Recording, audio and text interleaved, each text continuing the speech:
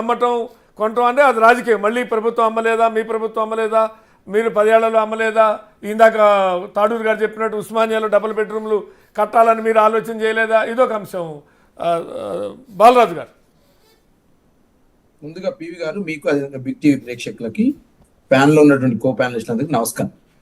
ప్రధానంగా ఈ రోజు జరుగుతున్న చర్చ ఏదైతే ఉందో, ఈ రోజు అధికారంలోకి వచ్చినటువంటి కాంగ్రెస్ పార్టీ అధికారంలో రాకముందు ప్రజలకు ఏం చెప్పింది అనే దాన్ని ఇలా ప్రధానంగా చర్చించుకోవాలి.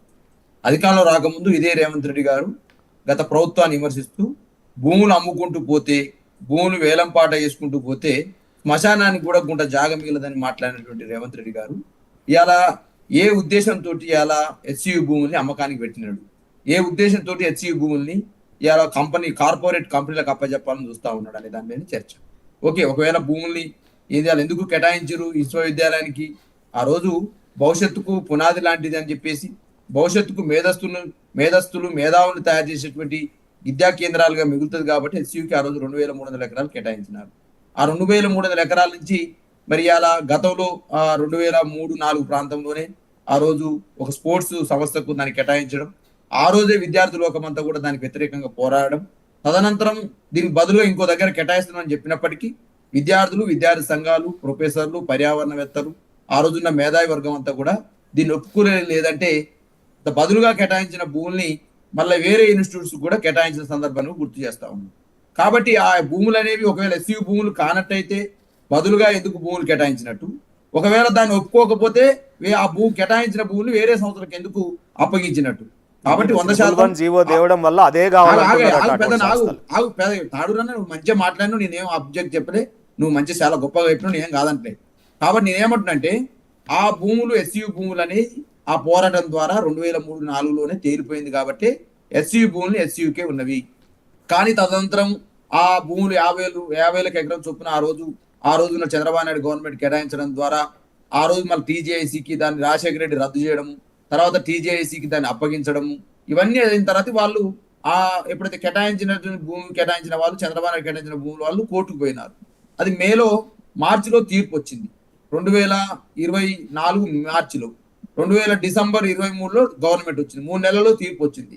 ఇక దానికి ఆ 3 నెలల్లో తీర్పు వచ్చిన దానికి ఇక కాంగ్రెస్ పార్టీ వచ్చింది, ఇక మస్తు కొట్లాడినాం భూములు కాపాను అని చెప్తుంది. 3 నెలల్లో మరి వీళ్ళు వచ్చింది ఏందో, కోట్ల కొట్లాడింది ఏందో, తీర్పులు వచ్చింది ఏందో అనేది కాంగ్రెస్ పార్టీ చెప్పాలి. ఇదే ఎట్లా సరే ఉద్యోగాలన్నీ మేమే వేసామని చెప్పుకున్నట్టు ఈ భూముల కోసం కూడా మేము కొట్లాడినామని చెప్పకూడదు 3 నెలల్లోనే. ఇక నేను దాని గురించి మాట్లాడదలుచుకోలేదు. ఇవాళ 100% మీరు ఏమైనా భూములు ఏదైనా ఉన్నట్టయితే యూనివర్సిటీ భూములు తప్ప ఏదైనా ప్రజలకు అక్కర్రానివి, లేకపోతే నిరుపయోగమైన భూములు, లేదా అసైన్ సంబంధించిన ప్రభుత్వం పనికిరాని భూములు ఏదైనా హెచ్ఎండిఏ ద్వారా కావచ్చు, లేకపోతే ప్రభుత్వం ద్వారా కావచ్చు, వేలం వేసి ఆ వచ్చినటువంటి మనీని ప్రభుత్వం ప్రజా సంక్షేమం కోసం ఖర్చు పెడితే అర్థం ఉంటుంది. కానీ ఇవాళ ప్రజల అవసరాలే కాకుండా విద్యా అవసరాలు, విద్యార్థుల అవసరాలు, భవిష్యత్తు అవసరాలు, భవిష్యత్తును తయారు చేసేటువంటి యూనివర్సిటీ కేంద్రాలు ఏదైతే ఉన్నాయో ఆ భూములు అమ్మడం అనేది ఇలా బీఆర్ఎస్ పార్టీ ఆబ్జెక్ట్ చేస్తా ఉంది.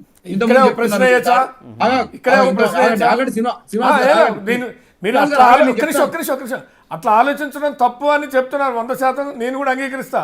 కానీ అదే ఉస్మానియా విశ్వవిద్యాలయంలో డబుల్ బెడ్రూమ్ కట్టాలని కూడా ఆలోచన చేసి ఉండాల్సింది కాదు కదా అని ఒక ప్రశ్న. పర్యావరణం కాపాడలేదు, శ్రీనివాస్ గారు చూపెట్టాలి పోయి కట్టినట్టు. ఉద్యమం జరిగిందా లేదా? ఉద్యమం జరిగిందా లేదా? ఉద్యమం జరిగిందా లేదా? బాలరాజు గారు ఒక్క నిమిషం ఇంటర్లా నేను అడిగిన ప్రశ్నని మీరు మీ పాటికి మీరు చెప్పుకుంటూ పోతున్నా. నేనేమంటున్నా, ఇట్లాంటి వార్త లీకు ఇచ్చారా, రియాక్షన్ చూద్దాం అనుకున్నారో, ఏది కూడా ఊహల మీద ఆధారపడి ఉద్యమాలు రాగా ఇప్పుడు నేను ఇందాక కూడా అమ్ముతామని ఎక్కడైనా ప్రకటన ఉందా? భూమి అమ్ముతా, ఎస్సీ భూములు అమ్ముతామని ఎక్కడైనా ప్రకటన చేశారా?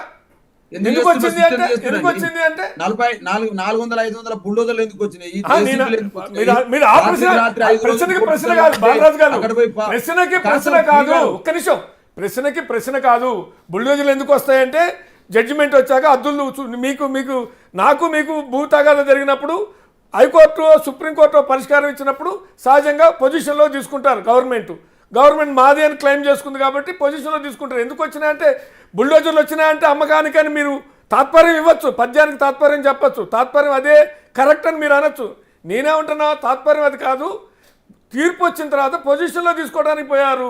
అమ్ముతామని ఏమైనా నోటిఫికేషన్ వేశారా? ఎక్కడన్నా ప్రకటన చేసి ప్రభుత్వం ఏదైనా ఇవ్వాలి కదా, దానికి టెండరింగో మరి మన్నో అదే మసాలా చెప్పొచ్చు ఇవ్వాలి కదా. కదా. ఇవి గారు మీరు చెప్పినటువంటి ఏదైతే ఉందో దాన్ని ఏకీభవిస్తున్నాను. మీరు గదే ప్రభుత్వము గదే ముఖ్యమంత్రి రేవంత్ రెడ్డి గారు ప్రెస్ మీట్ పెట్టి మంత్రులు అందరూ కూడా ప్రెస్ మీట్ పెట్టి ఇది భూమి కాదు, ఇది ప్రభుత్వ భూమే కాబట్టి ఇది ప్రభుత్వం ఆక్యుపై చేసుకుంటుంది, ఇవన్నీ ఎందుకు దొంగ తిరుగు మాటలు? ఇది 100% దాంట్లో దొంగ తిరుగుడే ఉందంటున్నా. ఒక్క నిమిషం దొంగ తిరుగుడే మాటలు. ఒక్క నిమిషం అదే అంటాను, అదే పదాలు. నేనేమంటున్నా, మీ రాజకీయ నాయకులు మీరు 100 పదాలు వాడచ్చు. నేను ఒక్క నిమిషం వినాలి. ప్రభుత్వం కొట్లాడింది ఎందుకంటే ఆల్రెడీ అక్కడ అలాట్మెంట్ కొట్లాడింది. ఒక్క నిమిషం ప్రభుత్వం ఎప్పుడు కొట్లాడింది? ఒక్క నిమిషం ఎందుకు కొట్లాడిందంటే ఒక్క నిమిషం మీరే రాసి ఇప్పుడు నేనేమంటున్నా 10 ఏళ్ళ అధికారులు ఉన్న వాళ్ళు కూడా సెంట్రల్ గవర్నమెంట్కి అది దారాదత్తం చేయొచ్చు, రిజిస్ట్రేషన్ చేయొచ్చు. కోర్టులో కేసు నడిచింది, కోర్టు ప్రభుత్వాన్ని అని క్లెయిమ్ చేసింది కాబట్టి ప్రభుత్వం దాన్ని క్లెయిమ్ చేసుకుంటుంది. అది మా ప్రభుత్వం మా భూమి అని ప్రభుత్వం క్లెయిమ్ చేసుకుంటుంది. ఎందుకంటే గతంలో ఆల్టర్నేటివ్ ఇచ్చారు కాబట్టి దానికి సంబంధించింది ఈ ప్రభుత్వం మాదే అని 400కి 399 ఒక ఎకరం తక్కువ ఇచ్చారు కాబట్టి ఇది మాదే అని చెప్పుకుంటున్నారు. అది నేను అంటుంది. పివి గారు నేను ఒకటి విషయం మీ దృష్టికి తెస్తా. నన్ను గత మాట్లాడనీయాలి. బడ్జెట్ లో బాలరాజన్ నేను ఒకటి conclude గత బడ్జెట్ లో 25,000 కోట్ల రూపాయలు భూముల ద్వారా ఆదాయం వచ్చిందని చూపించినాం కదా. కంక్లూడ్ చేయండి బాలరాజు గారు, కంక్లూడ్ చేయండి. సార్ నేను ఏమంటే మధ్య మధ్యన మీరు ఇంటరప్ట్ అయితే పివి గారు ఇప్పుడు తాడూరు గారు మాట్లాడినప్పుడు ఒక చిన్న ఇంటరప్ట్ రాలేదు. మా మాట్లాడతారు ఇంటరప్ట్ అయితే ఏమైతే మేము చర్చిస్తాను అంశాలు చర్చకు అబద్ధం కూడా చెప్పలేదు కాబట్టి మీరు అబద్ధం చెప్పింది అబద్ధం చెప్పినావు కదా. ఏ సంబంధించినటువంటి ఒకవేళ ఉద్యమం అయితే ఇలా మంత్రులు ఎందుకు చర్చించాలి, మరి ఇలా ఉద్యమకారులతో ఎందుకు చర్చించాలి, మేధావులతో ఎందుకు చర్చించాలి, ప్రొఫెసర్లతో ఇలా మంత్రులతో ఎందుకు చర్చించాలి? దానికి రాజ్యసభలో లక్ష్మణ్ గారు మాట్లాడినారు, మరి మీ ఎంపీలు లేరా? ఎందుకు మాట్లాడట్లేదు? రాజ్యసభలో ఉన్నారు కదా, పార్లమెంట్ లో మీరు జీరో. కానీ తాడూరు గారు ఏ ఉద్యమాన్ని మీరు అంటున్నారు కదా, మీరు బండి సంజయ్ ఎందుకు సమర్థిస్తున్నాడు? నేను ఏమంటున్నా, లక్ష్మణ్ గారు పార్లమెంట్ లో మాట్లాడినారు రాజ్యసభలో. అదే సభలో మీ బీఆర్ఎస్ ఎంపీ ఉన్నాడు కదా రాజ్యసభ, ఆయన ఎందుకు దీని మీద మాట్లాడలేదు? హెచ్సియు మీద తప్పు మాట్లాడుతున్నా అంటే గవర్నమెంట్ సపోర్ట్ మాట్లాడుతున్నా మీరు? గవర్నమెంట్ సపోర్ట్ మాట్లాడట్లేదు. మీరు ఇద్దరు దొంగలే, భూములు అమ్మడంలో మీ ఇద్దరు మాయిర్లే. 25,000 కోట్ల రూపాయలు అమ్ముకున్నావు, తెలంగాణ భూముల ద్వారా ఆదాయాన్ని సమకూర్చుకున్నామని చెప్తున్నా నేను. కుక్కపేటలో మీరు ఆడేలే, ₹1,00,00,000 ఇన్ని కోట్లకు ఎకరం పోయింది అని చెప్పి హెచ్ఎండిఏ ద్వారా, హెచ్ఎండిఏ రియల్ ఎస్టేట్ సంస్థలాగా మార్చారు కదా. హెచ్ఎండిఏ గ్రీనరీ పెంచడానికా, హెచ్ఎండిఏ టౌన్లను పెంచడానికా, మంచి గ్రీనరీ లేఅవుట్ పర్మిషన్ ఇవ్వడానికి కాదు కదా. స్టాట్యూటరీ బాడీని రియల్ ఎస్టేట్ ఏజెంట్ గా హెచ్ఎండిఏ సంస్థను మాట్లాడారు. మీ కేటీఆర్ గారు హ్యాండ్ ఓవర్ ఉన్న హెచ్ఎండిఏ ఫార్ములా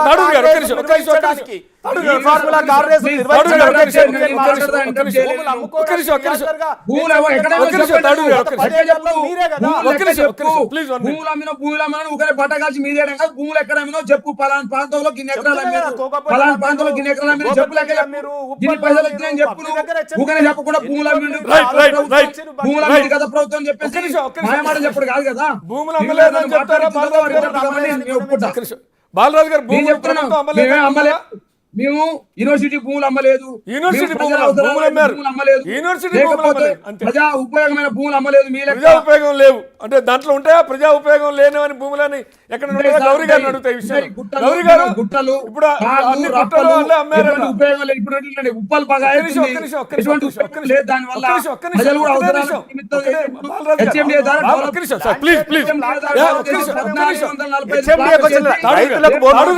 ఉప్పల్ విషయం మాట్లాడినారు.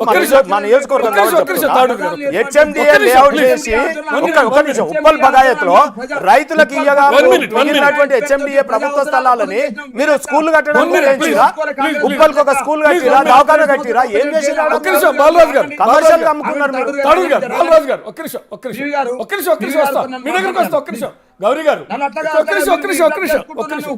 గారు ఇక్కడ భూములు సరే ఒక్క నిమిషం అండి. అంటే ఎందుకంటే ఒక పాయింట్ లేవనెత్తినప్పుడు దాని మీద చర్చిద్దాం. భూములు కొండలు గుట్టలు పనికిరానివి, మయం భూజ కట్టింది కూడా